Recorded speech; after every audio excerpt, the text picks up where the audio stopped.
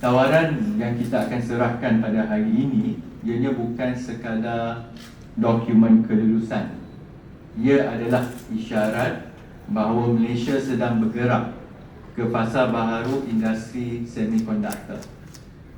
Sebab untuk kita mahu bergerak daripada kekuatan sedia ada, iaitu daripada sudut pemasangan, pengujian dan juga dari segi pembungkusan chip kepada keupayaan yang lebih strategik, meliputi seperti reka bentuk litar bersepadu, pembangunan harta intelek, penyelidikan dan pembangunan ataupun R&D, dan seterusnya penghasilan produk teknologi bernilai tinggi.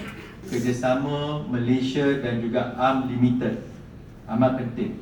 Ia bukan sekadar kerjasama teknologi, ianya adalah sebahagian usaha kita untuk meningkatkan daya tahan ekonomi, untuk kita tengok dari segi keselamatan teknologi dan kedudukan Malaysia dalam rantaian nilai global.